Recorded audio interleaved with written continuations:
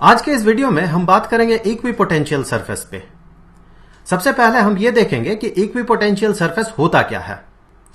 उसके बाद हम इसकी एक खास प्रॉपर्टी पे बात करेंगे। वो प्रॉपर्टी ये है कि इलेक्ट्रिक फील्ड लाइंस जो चार्ज्ड बॉडी से निकलता है वो इक्विपोटेंशियल सरफेस को राइट एंगल में इंटरसेक्ट करता है।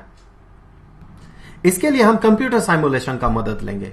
कंप्यूटर साइमुलेशन से हम यह देखेंगे कि किस तरह से इक्विपोटेंशियल सरफेस को राइट एंगल में इंटरसेक्ट करता है फील्ड लाइंस। फिर हम उसके रीजन पे चर्चा करेंगे कि ऐसा क्यों होता है। फिर हम बात करेंगे कि एक चार्ज्ड बॉडी, अगर किसी बॉडी में स्टैटिक चार्ज रहे तो उसका जो आउटर सरफेस होता है वो एक इक्विपोटेंशियल सरफेस होता है। ऐसा क्यों होता है। फिर अगर ऐसा हो, जैसा कि हमने इससे पहले बात किया है कि इलेक्ट्रिक फील्ड लाइंस जो है इक्विपोटेंशियल सरफेस को राइट एंगल में इंटरसेक्ट करता है, और अगर चार्ज्ड बॉडी का सरफेस इक्विपोटेंशियल सरफेस हो तो उससे जो इलेक्ट्रिक फील्ड लाइंस निकलेंगे, एमर्ज करेंगे, जो भी इलेक्ट्रिक फील्ड लाइंस वो नॉर्मली एमर्ज करेंगे। बड़ा ऑब्वियस है। आप 0.2 और 0.3 को मिला ले तो आपको 0.4 मिलेगा। तो सबसे पहले देखते हैं इक्विपोटेंशियल सरफेस होता क्या है। इक्विपोटेंशियल सरफेस कुछ इस तरह का सरफेस होता है, कोई भी सरफेस जिसके कि हर एक पॉइंट में इलेक्ट्रोस्टैटिक पोटेंशियल जो है वो सेम होता हो। यहां पर सरफेस रियल भी हो सकता है, अर्थात किसी रियल ऑब्जेक्ट का आउटर सरफेस भी हो सकता है, या फिर ये इमेजिनरी सरफेस भी हो सकता है। सो ये रियल भी हो सकता है, इमेजिनरी भी हो सकता है। तो देख लेते हैं कैसा बनेगा वो। तो मान लें कि एक पॉइंट चार्ज है यहां पर, इसमें चार्ज है पॉजिटिव कैपिटल Q। तो इससे कुछ डिस्टेंस दूर, फॉर एग्जांपल कि R डिस्टेंस दूर एक पॉइंट अगर हो यहां पर, सो ये जो डिस्टेंस है ये R है। सो इस पॉइंट में इसका जो पोटेंशियल होगा, हम कह सकते हैं वो पोटेंशियल बराबर होगा 1/4 pi epsilon not into Q over R। ये R ये डिस्टेंस है। सो ये उस डिस्टेंस का मैग्नीट्यूड है। उसी तरह से R डिस्टेंस दूर एक और पॉइंट अगर हम कंसीडर करें तो उसका पोटेंशियल कितना होगा। ये भी डिस्टेंस अगर R हो तो इसका भी जो पोटेंशियल होगा वो इतना ही होगा। तो इस तरह से अगर आप वैसे सारे पॉइंट्स को एक साथ मिला ले तो आपको एक स्फीयर मिलेगा जिसका कि सेंटर ये पॉइंट चार्ज होगा। तो उस स्फीयर के हर एक पॉइंट में जो इलेक्ट्रिक पोटेंशियल होगा वो इलेक्ट्रिक पोटेंशियल बराबर होगा। तो इस इमेजिनरी स्फीयर को हम कह सकते हैं कि ये एक इक्विपोटेंशियल सरफेस है, क्योंकि इसके हर एक पॉइंट में जो इलेक्ट्रिक पोटेंशियल होगा वो बराबर होगा। अब चलिए देख लेते हैं कंप्यूटर साइमुलेशन कि किस तरह से ये जो इलेक्ट्रिक फील्ड लाइंस है वो इक्विपोटेंशियल सरफेस पे नॉर्मल होगा, और साथ ही साथ इक्विपोटेंशियल सरफेस किस तरह का बनेगा। तो सबसे पहले हम एक पॉइंट चार्ज कंसीडर करेंगे। ये जो आपको दिख रहा है लाल रंग से, ये एक पॉइंट चार्ज है, और ये जो स्ट्रेट लाइन बाहर की तरफ निकले हैं ये सारे इलेक्ट्रिक फील्ड लाइंस है, और ये जो सर्कुलर आपको पर्पल कलर में ये जो लाइंस दिख रहे हैं, सर्कुलर लाइंस दिख रहे हैं या सर्कल्स दिख रहे हैं, ये सारे इक्विपोटेंशियल सरफेसेस हैं। तो यहां आप ध्यान दें कि इक्विपोटेंशियल सरफेसेस से नॉर्मली आउटवर्ड्स हो रहे हैं सारे इलेक्ट्रिक फील्ड लाइंस। और ये भी देखें, जब एक पॉइंट चार्ज होता है तो जो इक्विपोटेंशियल सरफेसेस होते हैं वो कंसेंट्रिक होते हैं, और उसके सेंटर में ये चार्ज रिसाइड करता है। हमने इससे पहले थोड़ी देर पहले इस पे बात किया है कि ऐसा क्यों होता है, क्योंकि यहां इस इक्विपोटेंशियल सरफेस को अगर आप कंसीडर करें तो इसका हर एक पॉइंट, इस सरफेस में हर एक पॉइंट इस पॉइंट चार्ज से इक्वल डिस्टेंस दूर होगा। तो इसीलिए जब एक सिंगल चार्ज हो तब इक्विपोटेंशियल सरफेस कंसेंट्रिक स्फीयर्स होते हैं। और हर एक जगह पे देखें इलेक्ट्रिक फील्ड लाइंस जो है नॉर्मली आउटवर्ड्स है। आप यहां पर देख ले, ये देखिए नॉर्मली आउटवर्ड्स है, यहां देख ले ये नॉर्मली आउटवर्ड्स है। मैं उम्मीद करता हूं कर्सर आपको दिख रहा हो। यहां भी देख ले, ये नॉर्मली आउटवर्ड्स है, यहां भी नॉर्मली आउटवर्ड्स है, हर जगह नॉर्मली आउटवर्ड्स है। अब थोड़ा सिचुएशन को कॉम्प्लिकेटेड कर देते हैं और 2 पॉइंट चार्जेस कंसीडर करते हैं। सो 2 पॉइंट चार्जेस हम करेंगे कंसीडर।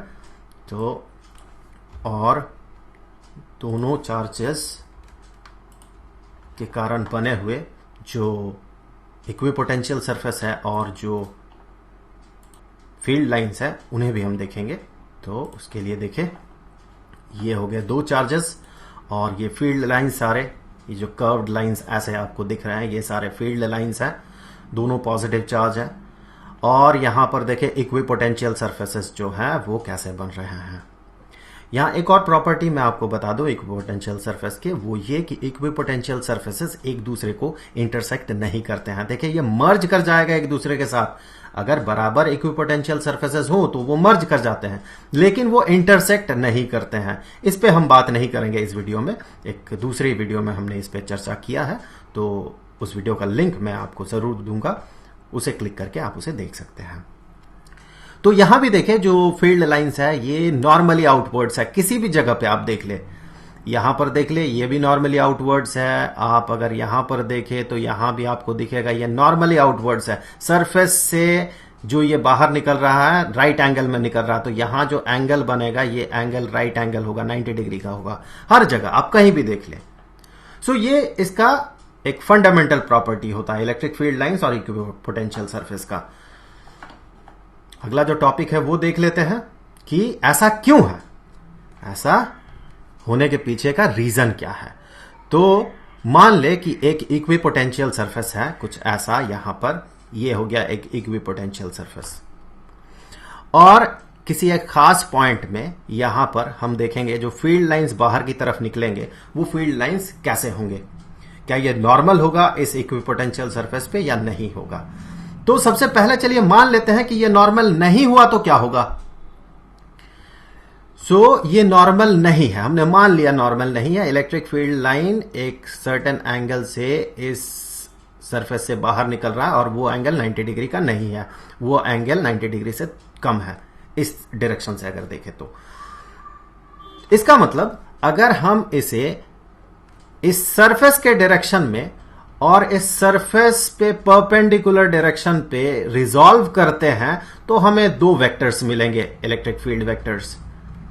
ये था ओरिजिनल इलेक्ट्रिक फील्ड E, इसका दो कंपोनेंट्स बना, एक तो यहां पर बना EH नाम दे देते चलिए इसे, एक कंपोनेंट EH हॉरिजॉन्टल कंपोनेंट, और ये एक कंपोनेंट बन गया EV, इसका वर्टिकल कंपोनेंट। तो अब अगर यहां पर मैं एक चार्ज रखता हूं, चलिए यहां पर रखा गया इस सरफेस के इस पॉइंट पे रखा गया एक चार्ज, मैंने positive small letter Q charge रखा, और एक पॉइंट मैं यहां कंसीडर करता हूं, एक और पॉइंट कुछ यहां पर, ये है वो पॉइंट। तो मान ले कि A पॉइंट में इस Q चार्ज को रखा गया था और एक पॉइंट हमने कंसीडर किया B पॉइंट। तो यहां पर देखें A पॉइंट से B पॉइंट में अगर ये चार्ज जाता है तो क्या कोई वर्क डन होगा, क्या सिस्टम कुछ काम करेगा या फिर हमें कुछ काम करके देना होगा। तो यहां पर अगर देखें, जैसे कि हमें पता है कि इलेक्ट्रिक फील्ड का एक कंपोनेंट EH बन रहा है हॉरिजॉन्टली दाहिनी तरफ, और हमें पता है कि जो फोर्स अप्लाई होता है एक चार्ज पे, इलेक्ट्रोस्टैटिक फोर्स, तो इस पे जो फोर्स एक क्रिएट होगा, मान ले वो फोर्स F है, तो हम कह सकते हैं कि ये फोर्स F ये बराबर होगा चार्ज का मैग्नीट्यूड इनटू इलेक्ट्रिक फील्ड का मैग्नीट्यूड। चूंकि ये एक एंगल बना रहा जो कि 90 डिग्री नहीं है, तो EH का एक सर्टेन वैल्यू होगा, ये नॉन जीरो वैल्यू होगा, जी जीरो नहीं होगा। जीरो कब होता, अगर ये इलेक्ट्रिक फील्ड लाइन कुछ ऐसा निकलता या फिर इलेक्ट्रिक फील्ड का डायरेक्शन कुछ ऐसा होता और ये एंगल 90 डिग्री का होता, तब इसका जो हॉरिजॉन्टल कंपोनेंट होता ये जीरो होता। लेकिन ऐसा नहीं है, हमने माना ऐसा नहीं है, लेकिन वास्तव में ऐसा ही है। हम इसी तरह से इसे प्रूव करेंगे। तो अब इसका जो ये कंपोनेंट है, इस कंपोनेंट के कारण इस चार्ज पे एक फोर्स अप्लाई होगा F, जिसका कि मैग्नीट्यूड होगा कुछ इतना। अब A पॉइंट से B पॉइंट, मान लीजिए दोनों पॉइंट्स बहुत क्लोज है, बहुत करीब है, तो A पॉइंट से B पॉइंट का डिस्टेंस या फिर कहे डिस्प्लेसमेंट बेहतर होगा, ये डिस्प्लेसमेंट A से B तक का है डिस्प्लेसमेंट वेक्टर R। और अगर वेक्टर फॉर्म में हम इस फोर्स को रिप्रेजेंट करें तो हम कहेंगे ये force as vector is equal to charge into electric field as vector. अब देखिए work done A to B, ये जो चार्ज A से B पॉइंट तक जाएगा तो ये सिस्टम कुछ काम करेगा। तो ये सिस्टम कितना काम करेगा, मान ले सिस्टम W काम करता है, तो ये W ये बराबर हो जाएगा इस पे अप्लाइड फोर्स और उस डिस्प्लेसमेंट का। चूंकि डिस्प्लेसमेंट बहुत छोटा है तो चलिए इसे dr मान लेते हैं, बहुत छोटा डिस्प्लेसमेंट है। सो फोर्स इनटू एक छोटा सा डिस्प्लेसमेंट dr, इन दोनों का डॉट प्रोडक्ट। यहां ध्यान देने वाली बात है ये है कि ये जो EH है ये एक नॉन जीरो वैल्यू है। तो जब ये EH एक नॉन जीरो वैल्यू है, चार्ज तो एग्जिस्ट कर रहा है, तो दो नॉन जीरो वैल्यूज को अगर हम मल्टीप्लाई करते हैं तो हमें एक नॉन जीरो वैल्यू मिलेगा। दैट मीन फोर्स जीरो नहीं है, इस चार्ज पे जो फोर्स अप्लाई होगा वो जीरो नहीं है। जब वो फोर्स जीरो नहीं है और डिस्प्लेसमेंट कुछ हो रहा है, हम ऐसा भी कह सकते हैं कि फोर्स अगर एग्जिस्ट करे और उस फोर्स के डायरेक्शन में कुछ डिस्प्लेसमेंट हो, दैट मीन ये सिस्टम कुछ काम कर रहा है।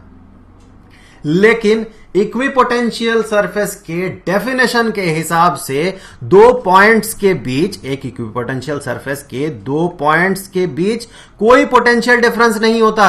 फॉर एग्जांपल ये अगर 5 वोल्ट का होगा ये पॉइंट, तो उसी सरफेस में दूसरा पॉइंट में भी जो पोटेंशियल होगा, इलेक्ट्रोस्टैटिक पोटेंशियल, वो भी 5 वोल्ट का ही होगा। तो किसी दो पॉइंट्स के बीच जो पोटेंशियल डिफरेंस होता है वो जीरो होता है। अब अगर आप यहां पर कुछ चार्ज रखते हैं एक पॉइंट में, तो मान ले एक पॉइंट है x और दूसरा पॉइंट है y। सो ये जो पॉइंट यहां पर था ये था x और ये पॉइंट था y। तो x और y पॉइंट के बीच जो पोटेंशियल डिफरेंस है, जो होना चाहिए इक्विपोटेंशियल सरफेस के लिए, वो जीरो होना चाहिए। सो x पॉइंट का पोटेंशियल और y पॉइंट का पोटेंशियल दोनों बराबर है। हम ऐसे भी कह सकते हैं कि Vx माइनस Vy या Vy माइनस Vx, कुछ भी हो, that is equal to zero. अब हमें यह भी पता है कि एक चार्ज अगर रखा जाता है, Q चार्ज, एक सर्टेन पोटेंशियल में, एक सर्टेन पॉइंट में जिसका पोटेंशियल ये हो, उस पॉइंट से एक दूसरे पॉइंट में जाते हुए जो टोटल वर्क डन होता है, सो यहां से इस पॉइंट से x से y तक जाते हुए जो वर्क डन होगा ये बराबर होगा चार्ज इनटू पोटेंशियल डिफरेंस के। सो प्रैक्टिकली यहां पर पोटेंशियल डिफरेंस जीरो होना चाहिए, तो वर्क डन जीरो होना चाहिए। इक्विपोटेंशियल सरफेस के दो पॉइंट्स के बीच अगर चार्ज प्रोपगेट करता है, चार्ज का मूवमेंट होता है, तो उसमें चाहे हम कुछ काम करें या वो सिस्टम कुछ काम करे, दोनों ही केस में ये जीरो होना चाहिए। लेकिन हम यहां से जो कंप्यूट कर रहे हैं वो हमें जो वर्क डन का वैल्यू मिल रहा है वो एक नॉन जीरो वैल्यू मिल रहा है यहां से। सो ये जो वर्क डन है, ये work done is not equal to zero, लेकिन इसे जीरो होना चाहिए। सो ये गलत है, इसे जीरो होना है। जीरो ये कब होगा, देखिए dr एक पॉजिटिव वैल्यू है, मुझे पॉजिटिव नहीं एक नॉन जीरो वैल्यू कहना चाहिए। सो ये एक नॉन जीरो वैल्यू है। जीरो कौन हो सकता है, जीरो ये फोर्स हो सकता है। फोर्स जीरो कब होगा, यहां से देखें फोर्स इज इक्वल टू ये एक्सप्रेशन। सो फोर्स जीरो कब होगा, ये चार्ज जीरो नहीं हो सकता क्योंकि हमने माना एक सर्टेन चार्ज है वहां पर। तो कौन जीरो हो सकता है, EH जीरो हो सकता है। इसका मतलब कतई ये नहीं है कि इलेक्ट्रिक फील्ड लाइंस नहीं बन रही या फिर इलेक्ट्रिक फील्ड नहीं बन रहा वहां पर।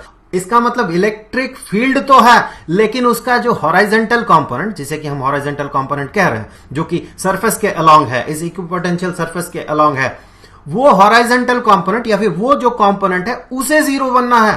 सो यहां E का मैग्नीट्यूड, ये जो E है इसका जो मैग्नीट्यूड है ये जीरो नहीं होगा, बल्कि ये जो EH है इसका जो हॉराइजेंटल कंपोनेंट है इसे जीरो होना है। तो ये जीरो कब होगा, थोड़ी देर पहले हमने बात किया था, ये जीरो तभी होगा जब जो इलेक्ट्रिक फील्ड है वो इलेक्ट्रिक फील्ड नॉर्मल हो इक्विपोटेंशियल सरफेस के साथ। अगर इस तरह से ये नॉर्मल हो जाता है, 90 डिग्री बनाता है इस सरफेस के साथ, तो इसका जो भी कंपोनेंट हम इसके अलोंग, इस सरफेस के अलोंग बनाने का कोशिश करेंगे, मान ले कि वो EH है और ये इलेक्ट्रिक फील्ड बन रहा है E इस केस में, तो हम इस केस के लिए हम ये कह सकते हैं कि EH, जैसा कि हमें पता है, इज इक्वल टू E उसका magnitude into cosine of the angle between these two.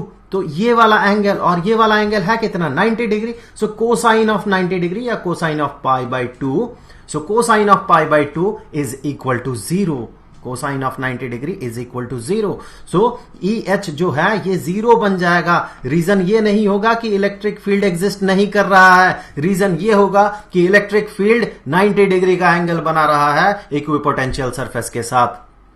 तो ये होता है बेसिक रीजन कि एक इक्विपोटेंशियल सरफेस को इलेक्ट्रिक फील्ड लाइंस जो इंटरसेक्ट करते हैं वो 90 डिग्री में करते हैं। अब आते हैं अगले पॉइंट में। अगला पॉइंट है कि एक चार्ज्ड बॉडी का जो सरफेस होता है वो सरफेस एक इक्विपोटेंशियल सरफेस होता है। तो कोई भी एक चार्ज बॉडी आप कंसीडर कर ले, मान ले ये एक आर्बिट्ररी चार्ज बॉडी है कुछ ऐसा। तो यहां अगर कुछ चार्ज दिया जाता है, मान ले हमने कुछ चार्ज दिया प्लस क्यू अमाउंट, चलिए प्लस कैपिटल क्यू चार्ज दिया हमने, तो ये चार्ज क्या करता है, ये चार्ज डिस्ट्रीब्यूटेड हो जाता है इस सरफेस में इवनली। इवनली कहने का मतलब ये है कि कुछ ऐसे डिस्ट्रीब्यूटेड हो जाता है कि कुछ देर बाद, बहुत ही कम समय बाद, उसका जो फ्लो है, चार्ज का फ्लो, वो फ्लो होना बंद कर देता है, फ्लो नहीं करता है वो, मतलब वो एक स्टैटिक सिचुएशन में आ जाता है, एक इक्विलिब्रियम में आ जाता है। सो उस स्टैटिक सिचुएशन में आने का मतलब क्या है कि चार्जेस का फ्लो नहीं हो रहा है। अगर चार्ज यहां से यहां फ्लो करता तो ये स्टैटिक नहीं होता चार्जेस।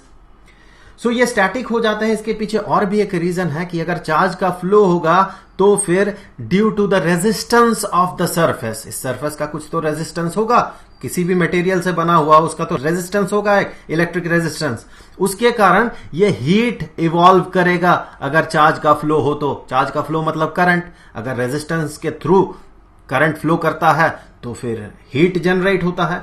सो इस तरह से ये एनर्जी लूज करेगा। कब तक लूज करेगा एनर्जी, कभी ना कभी इसे एक इक्विलिब्रियम में आना ही है, और इक्विलिब्रियम में आया मतलब चार्जेस का फ्लो बंद हो गया। सो चार्जेस का अगर फ्लो बंद हो गया तो इससे हम क्या समझ सकते हैं, हमें पता है कि अगर दो पॉइंट्स के बीच पोटेंशियल डिफरेंस होता है, मान ले ये पॉइंट P है और ये पॉइंट Q है, सो P पॉइंट का पोटेंशियल और Q पॉइंट का पोटेंशियल, इन दोनों में देखिए Q और Q में कन्फ्लिक्शन हो जाएगा, फिर यहां भी हमने Q माना, यहां भी Q माना, तो मैं इस Q को R बना देता हूं। सो दो पॉइंट्स, पॉइंट P और पॉइंट R, सो पोटेंशियल है VP और VR। अगर इन दोनों पॉइंट्स के बीच जो पोटेंशियल डिफरेंस है अगर ये नॉन जीरो होता है, तो अगर आप कहीं पर चार्ज रखते हैं, मान ले VP VR से बड़ा है, सो यहां पर अगर आप एक पॉजिटिव चार्ज रखते हैं प्लस Q डैश मान ले, तो ये यहां से यहां तक फ्लो कर जाएगा। हायर पोटेंशियल से लोअर पोटेंशियल में पॉजिटिव चार्ज अपने आप मूव कर जाता है, सिस्टम उसे मूव कराता है। तो चूंकि यहां चार्जेस मूव नहीं कर रहे हैं, कोई भी चार्जेस मूव नहीं कर रहा है, इसका मतलब हर एक पॉइंट का पोटेंशियल बराबर है। सो इस तरह से हम कह सकते हैं कोई भी चार्ज्ड बॉडी हो, उसका जो सरफेस है वो सरफेस एक इक्विपोटेंशियल सरफेस होगा। और जब इसका सरफेस इक्विपोटेंशियल सरफेस होगा तो इससे जो फील्ड लाइंस निकलेंगे, तो वो फील्ड लाइंस तो इस इक्विपोटेंशियल सरफेस से नॉर्मली आउटवर्ड होगा। सो हर एक जगह पे जो भी फील्ड लाइंस निकल रहे हैं वो सारे फील्ड लाइंस नॉर्मली आउटवर्ड्स होंगे, कुछ ऐसे। सो इसी लॉजिक से आगे एक कॉन्सेप्ट जो कि हम आगे यूज करेंगे वो ये कि अगर मान ले एक चार्ज्ड वायर हो, एक चार्ज्ड वायर कुछ ऐसा हो, सिलिंड्रिकल वायर मान ले कुछ ऐसा हो, इसमें अगर चार्ज हो मान ले, तो इससे जो इलेक्ट्रिक फील्ड लाइंस निकलेंगे वो इलेक्ट्रिक फील्ड लाइंस इस सरफेस से नॉर्मल होगा। जितना आप क्लोज देखेंगे आपको दिखेगा ये नॉर्मली बाहर निकल रहा है, भले ही बाहर निकलने के बाद ये फ्रिंज कर जाए, कुछ ऐसे बाहर की तरफ निकल जाए, लेकिन जिस पॉइंट से वो बाहर निकल रहा एग्जैक्टली उस पॉइंट में या उसके बहुत क्लोज, उसके विसिनिटी में अगर आप देखें तो आप इस रीजन में पाएंगे कि ये जो इलेक्ट्रिक फील्ड लाइंस है वो फील्ड लाइंस नॉर्मली आउटवर्ड्स हैं। इस कॉन्सेप्ट को आगे हम यूज करेंगे जब हम गाउसेस थ्योरम से किसी इन्फिनिटली लॉन्ग चार्ज्ड वायर के पास किसी एक पॉइंट का इलेक्ट्रिक फील्ड पता करेंगे तब।